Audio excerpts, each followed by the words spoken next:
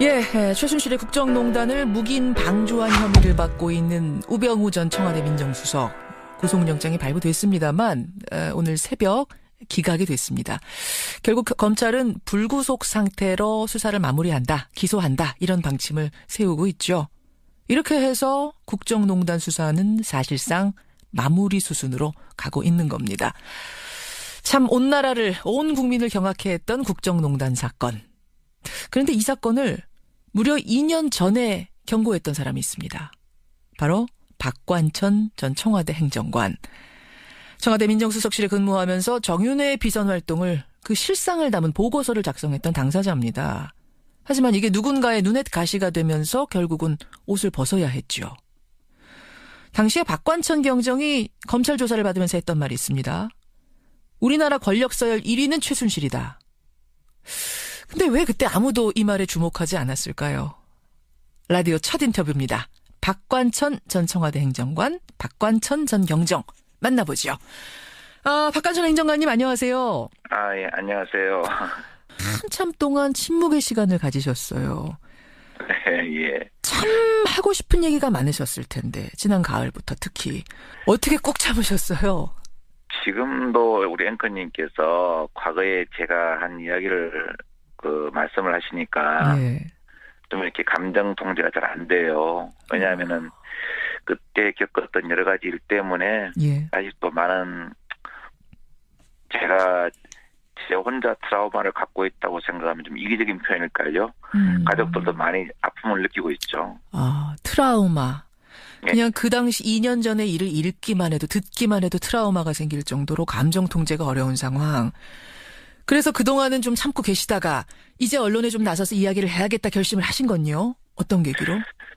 이것 때문에 가장 큰 피해자는 저는 국민이라고 봅니다. 예. 국민께서 가장 마음 아파하셨잖아요. 그럼요. 그래서 이제 이런 사태가 다시 일어나지 않으면 안 되겠다는 그런 생각을 합니다. 그래서 그 원인도 한번 짚어보고 또 이런 실수를 방지하기 위한 방안이 뭘까를 좀 생각하는 그런 차원에서 제가 말씀을 드리게 되었습니다. 그렇게 된 거군요. 예. 사람들이 가장 궁금해하는 건 2년여 전에 검찰 조사 받으면서 박관천 행정관이 하셨다는 그 유명한 말. 우리나라 권력 서열 1위는 최순실, 2위는 정윤회, 3위가 박근혜 대통령이다. 예. 아니 그때는 우리가 최순실이 누군지도 모를 때였는데 어떻게 이런 확신을 하게 되신 거예요? 그때 제가 2014년 4월부터 저희 이제 특검과 가족 관리를 했거든요. 예. 그러면서 제가 이제 그러면 그 사람들은 저한테 감찰 대상이지 않습니까? 그렇죠. 그러면서 여러 정보를 수집하고 또 그걸 분석하고 또 증거를 모으는 과정에서 그런 확신을 가지게 된 거죠. 이 발언을 할 때는 누군가 좀 알아듣고 견제를 해달라 이런 의도를 담아서 하신 말씀인 거죠?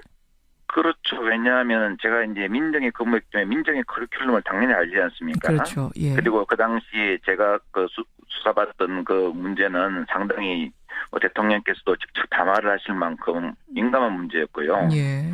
그러면은 당연히 수사하는 과정에서 제가 말은 대통령께 보고될 거고 그러면 대통령께서도 이들의 진행을 경계하실 거라고 생각했죠. 그렇게 생각하시죠. 그런데 어떤 부면을 보면 좀 안타깝죠. 왜냐하면은 큰 나쁜 일이 있기 전에는 전조현상이 있지 않습니까? 반드시 있죠. 예, 그런데 그 전조현상이 다 이제 좀 이렇게 아픔이 있다는 것은 저도 공직자의 한 사람으로서 참 안타깝게 생각합니다. 여하튼 그리해서 지금 검찰 수사, 특검 수사, 다시 검찰 수사를 거치면서 박근혜, 김기춘, 조윤선, 안종범, 정호선 구속이 됐습니다. 그리고 오늘 우병우 전 수석은 구속영장 청구됐는데 이거는 기각이 됐어요. 오늘 요걸 보면서는 어떠셨어요? 대통령을 좀 잘못 보자면 우리가 사실 아닙니까? 그러니까요. 대통령을 잘못 보자 해서 대한민국과 풍랑의 살위기를 초래한 작감의 상황에 대해서 당시 청와대에서 대통령을 모셨던 사람은 저를 비롯해서 모두가 애인이고 누구도 떳떳하다고 말할 수 없습니다.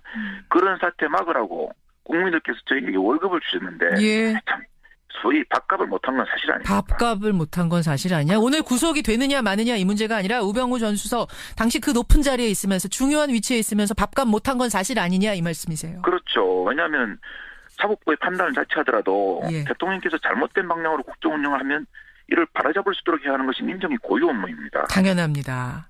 더 이상 무슨 말이 필요합니까? 그런 상황에서도 만약 국민들 앞에 반성하는 모습을 보이지 않는다면 예.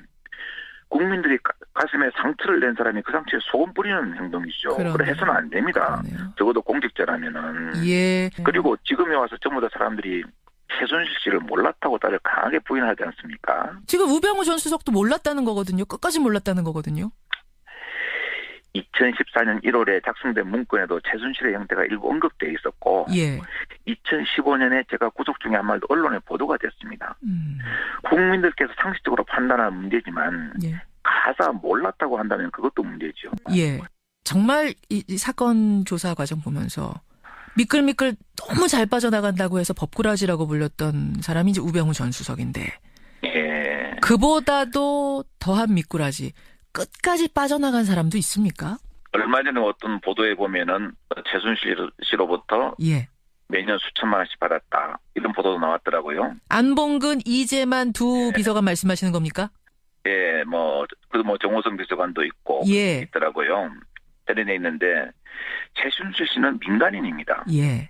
민간인의 돈이 고위공무원 신분인 소위 그것도 대통령의 최측근에게 비서관에게 갔다는 것은 일반 상식적으로 보아도 문제가 있다고 생각됩니다. 그러니까 그 문고리 3인방한테 최순실이 수천만 원을 매년 줬다는 게 지금 최순실 씨 수첩에서 나온 거죠? 특검이 확보한. 네, 저도 언론 보도상에서 그렇게 확인했습니다. 그렇습니다. 예. 그 이유는 분명히 규명돼가지고 국민들로부터 또 다른 의혹을 받아서는 안 된다고 생각합니다. 아니 최순실 씨가 이 문고리 3인방 비서관한테 왜 매년 수천만 원씩을 건넸을까요? 이건 글쎄요. 제 추측에 보면은 특정한 돈은 아닌 것 같습니다. 왜냐하면은 예. 우리가 예를 들어서 그 사람들은 공무원 신분이었지 않습니까? 예. 민간인에게 돈 받으면 안 됩니다. 아무 이유 없이 최순실 씨가 어떤 사람인지 어떤 관계라고 제가 말씀드리기는 곤란하지만 아무 이유 없이 수천만 원 줄 일이 있습니까? 그렇죠. 뭔가 대가를 바라고 줬었을 것이다. 이 말씀. 혹시 지금 당정청에 예. 아직도 최순실 라인, 십상시 이런 사람들 존재합니까? 아마 제가 알기로는 예. 그렇습니다. 그분들 스스로가 알 수 있을 거라고 생각합니다. 즉, 최순실 라인, 십상시라는 말에 대해서 예. 본인들 스스로가 관련된 사람은 더 잘 알고 있을 거라고 생각됩니다. 아, 지금 뜨끔뜨끔 찔려하고 있는 사람들이 있을 거라고 보시는군요. 스스로는 아니까. 그렇죠. 그분들께 제가 감히 어줍지 않은 말씀을 한 말씀 드리자면 예. 연극 끝났습니다. 괜히 불안해하지 말고 스스로 무대를 내려오는 게 맞습니다. 연극 끝났습니다. 이제 무대 내려오십시오. 연극이 끝났는데 배우가 무대에 있으면은 물세례 맞습니다. 물세례 맞는다. 물세례 맞고 끌려 나오기 전에 알아서 내려오시오. 그게 저는 그런 행동이라고 생각합니다. 제가 그분들이 누구냐고 실명 여쭤도 말씀은 안 하실 것 같으니까 하여튼 있다. 예. 존재한다. 이제 연극 끝났으니 그만 자진해서 내려와라. 라는 경고 그분들한테 드리면서 박관천 행정관님. 예. 특히 김기춘 전 비서실장 이분 보면은 여러 가지 만감이 교차하실 것 같아요. 그렇죠. 아니라고 하면 거짓말입니다. 그렇죠. 청문회에서 근데 이 김기춘 실장이 정윤회 문건은 내가 시키지도 않은 일이다. 이렇게 얘기를 했거든요. 왜 웃으세요? 예. 저는 국민의 모성이었습니다. 그러면 제가 분명히 말씀드려야 될 거 말씀드려야 된다고 생각합니다. 물론이죠. 정윤회 문건은 김 전 실장의 지시에 의해서 조사가 이루어졌고 그 지시에 대한 1차적 결과를 보고서로 작성한 것이 분명합니다. 그 문건을 작성하는 과정에서는 민감한 부분이 많아서 여러 번 7, 8번의 수정을 할 만큼 민감한 사항을 예. 김 전 실장의 지시 없이 보고서를 만들어서 가져왔다. 그런 기본적인 상식에도 맞지 않고요. 예. 옛 부하 직원의 우리 김 전 실장님께 드리는 쓴소리, 고언이라고 제가 참 하나를 들으신다면 예. 좀 재판을 받으시더라도 당신께서 살아온 인생의 계정만큼 명예를 좀 지키시면서 받으셨으면 합니다. 일시적인 수고를 드러내시기 위해서 거짓말로 국민께 아픔을 들이신다면은 예. 이건 정말 국민들을 화나게 하는 것은 물론이거니와 여태까지 당신께서도 평생 쌓아오신 답을 스스로 무너뜨리는 것입니다. 이제 남은 재판이라도 정직하게 받아서 마지막 남은 명예라도 지켜라. 이런 지금 고언하셨어요. 근데 박관천 행정관님, 예. 정호성은 머리, 안 본 거는 다리, 이제만은 손 이런 얘기 하신 적 있죠? 예. 이런 유명한 얘기가 있습니다. 이게 무슨 의미입니까? 이제 아무래도 그 말씀이 그런 취지겠죠. 어떤 그 사례가 깊죠. 정호성 전 비서관요. 예. 그다음에 이제 뭐 안봉근 씨나 이재만 비서관은 이것을 직접 실행하는 그러한 역할을 갖다가 제가 빗대어서 이야기한 그런 이유겠죠. 일단 그러니까 쉽게 말하자면 정호선 비서관이 브레인, 나머지 두 사람이 행동대장 뭐 이런 식이었다. 참 안타깝습니다. 행동대장이라는 표현까지 받는다는 게. 예, 그러네요. 참 공무원으로서 예. 안타깝죠. 저도 말하면서 안타깝네요. 그러면 최순실 씨가 이권 개입했듯이 이 문고리 3인방, 막강한 권력을 휘둘렀던 문고리 3인방의 이권 개입은 없었습니까? 제가 멍석말이 당할까 봐 거짓말은 못하겠습니다. 예. 지난번 제가 타방송사의 인터뷰에서도 소위 문고리 3인방이나 십상시라고 일컬어지는 사람들의 행동에 문제가 없느냐는 질문에 예. 제가 이렇게 말씀드렸습니다. 그 업무를 하였던 사람으로서 양심상 없었다고 말씀드릴 수 없다. 제가 이렇게 말씀드렸습니다. 왜냐하면은 방송의 말은 국민들께 드리는 말입니다. 예. 거짓말을 하면 안 되죠. 물론이죠. 뭐 구체적인 제가 여기까지 말씀드릴 수는 없지만 그 사람들의 행동에 대해서도 문제는 있었고 그런 것이 상당히 포착이 됐었습니다. 포착이 됐었다. 그러면 지금 이제 검찰이 일단은 마무리를 합니다만 기소하기 위해서 앞으로도 이 문고리 3인방 특히 지금 안봉근 이재만 이 두 사람은 뭐 활보를 하고 다니는데 이 두 사람에 대한 수사는 반드시 더 추가로 돼야겠군요. 그 부분에 대해. 근데 이제 우리가 사정에서 포착한 거하고 예. 또 검찰에서 수사를 해서 기소를 하는 문제는 더 엄격한 증명을 요구하는 거죠. 물론이죠, 그건. 예, 그렇기 때문에 나중에 검찰에서 필요하다면은 예. 수사를 하지 않겠습니까? 알겠습니다. 예. 참 오늘 여러 가지 이야기들 나눴는데 끝으로 박관천 전 행정관이 보시기에 이번 사건을 계기로 제일 변화가 필요하다 생각하는 부분, 이것만은 국민들이 좀 알아주십시오 하는 부분 있다면 말씀해 주시죠. 참, 대선도 얼마 안 앞두고 있어가지고 제가 이런 말을 하면 정치적으로 했을까 상당히 염려가 됩니다. 예.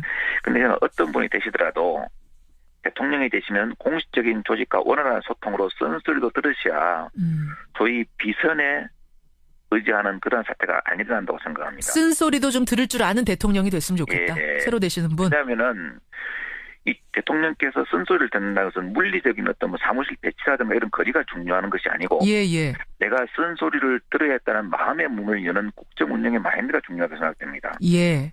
문을 닫아버리면 아무리 가까이 있어도 문 밖에 있는 거대가 돼버립니다. 그러네요. 이 틈을 비선이나 측근들이 노리죠. 한때 측근 비서관들을 문고리 3인방하고 지칭한 이유가 이들이 대통령 곁에서 소통의 문을 찌고 있었기 때문에 이걸 이야기하는 거죠. 그렇죠. 이들이 문을 닫히면은 물리적 지근거리에 있는 황관이나 비서들이 이 자리를 메꾸는데 역사적으로 볼 때 중국의 대명제국도 황관 위충현의 농단에 의해서 멸망의 길을 걷게 됐지 않습니까? 예. 소위 공식 조직에 쓴소리를 들으시고 좀 생각하시고 판단하시는 그런 분이 되셔야 국정 운영이 잘 되지 않을까 저는 이렇게 생각하고 이래야만이 국민들이 지금 쓰라린 가슴도 좀 보듬어 줄 수 있지 않을까 하는 그런 생각을 합니다. 비선, 환관에 의존하지 말고 공식 라인의 쓴소리를 듣는 대통령, 그런 대통령이 반드시 탄생했으면 좋겠다. 저도 똑같은 말씀 전하면서 오늘 귀한 시간 고맙습니다. 아닙니다. 감사합니다. 예, 박관천 전 청와대 행정관, 박관천 전 경정이었습니다. 보좌에서 대한민국과 풍랑의 쌀위기를 초래한 작감의 상황에 대해서 당시 청와대에서 대통령을 모셨던 사람은 저를 비롯해서 모두가 애인이고 누구도 떳떳하다고 말할 수 없습니다.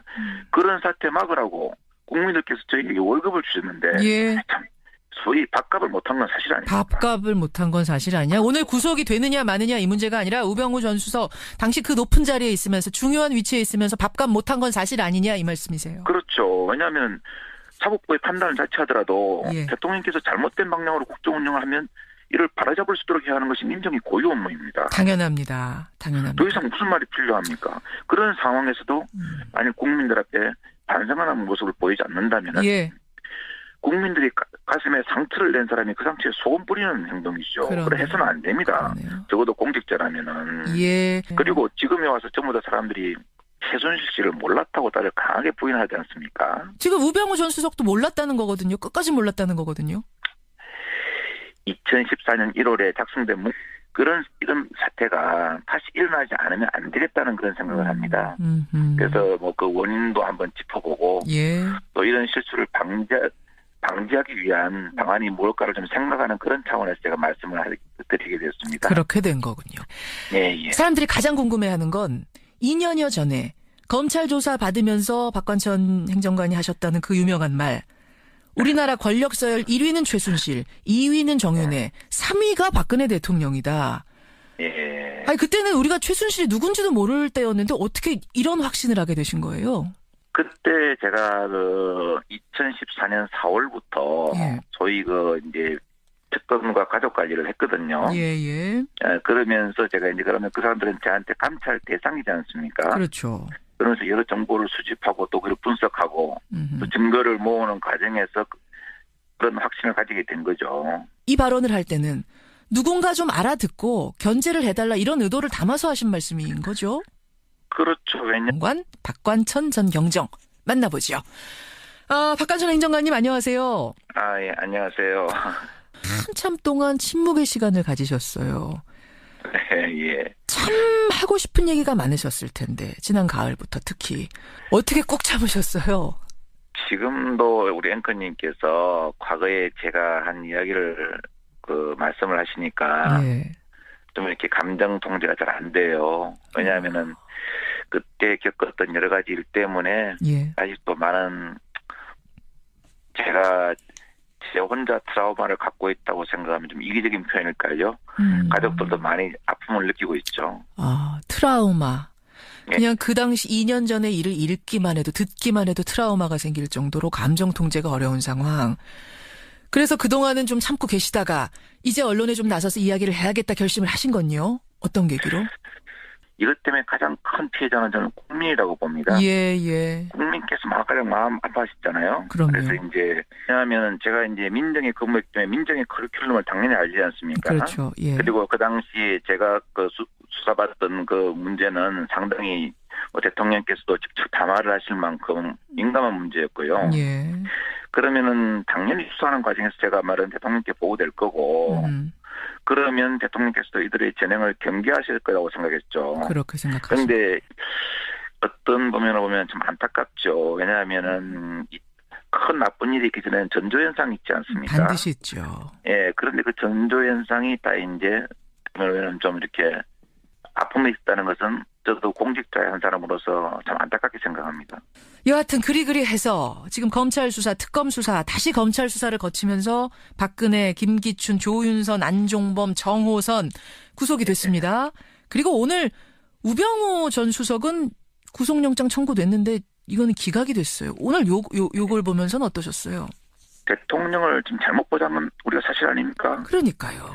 대통령을 잘못 최순실의 국정농단을 묵인 방조한 혐의를 받고 있는 우병우 전 청와대 민정수석.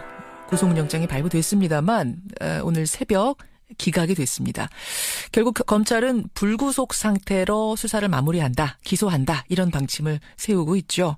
이렇게 해서 국정농단 수사는 사실상 마무리 수순으로 가고 있는 겁니다. 참 온 나라를, 온 국민을 경악해 했던 국정농단 사건. 그런데 이 사건을 무려 2년 전에 경고했던 사람이 있습니다. 바로 박관천 전 청와대 행정관. 청와대 민정수석실에 근무하면서 정윤회 비선 활동을 그 실상을 담은 보고서를 작성했던 당사자입니다. 하지만 이게 누군가의 눈엣 가시가 되면서 결국은 옷을 벗어야 했죠. 당시에 박관천 경정이 검찰 조사를 받으면서 했던 말이 있습니다. 우리나라 권력 서열 1위는 최순실이다. 근데 왜 그때 아무도 이 말에 주목하지 않았을까요? 라디오 첫 인터뷰입니다. 박관천 전 청와대 행정